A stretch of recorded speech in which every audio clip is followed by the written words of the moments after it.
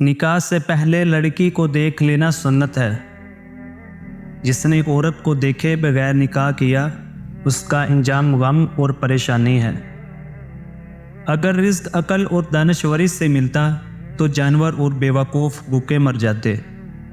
انسان کی تمام پریشانیوں کی وجہ مقدر سے زیادہ کی طلب، وقت سے پہلے چاہنا اور قناعت پسندی کی کمی ہے۔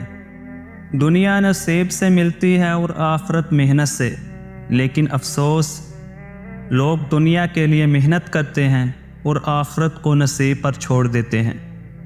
دنیا کا طلبگار سمندر کا پانی پینے والے کی طرح ہے کہ جس قدر پیتا ہے اس قدر پیاس اور لگتی ہے۔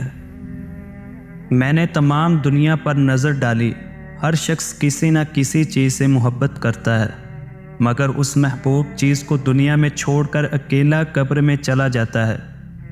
میں نے سوچا کہ میں نیکیوں اور اچھے کاموں سے محبت کروں تاکہ وہ قبر میں بھی میرے ساتھ جائیں اور مجھے اکیلا نہ چھوڑیں۔ اپنے آپ کو سب سے بہتر سمجھ لینا حماقت ہے۔ محتاجوں سے مہنگا خریدنا احسان میں سے ہے اور صدقہ سے بہتر ہے۔ فقیر کو صدقہ دے کر احسان نہ جتلا، بلکہ اس کے قبول کرنے کا خود احسان مند ہو۔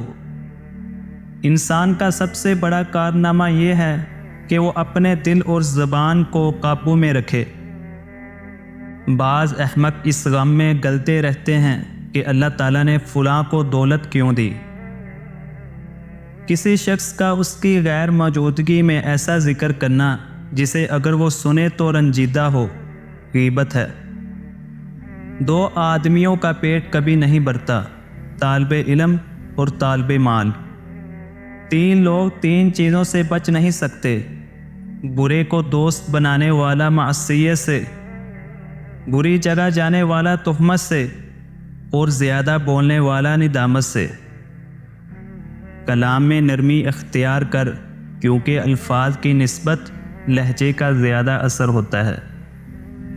غصہ کرنا کسی دوسرے کی غلطی کی سزا خود کو دینا ہے۔ تین چیزیں انسان کو تباہ کر دیتی ہیں: حرص، حسد اور غرور۔ خواہش پر غالب آنا انسانوں کی صفت ہے اور خواہش سے مغلوب ہونا چوپایوں کی صفت ہے۔ مال حرام سے صدقہ دینا ایسا ہے جیسے ناپاک کپڑے کو پیشاب سے دھویا جائے۔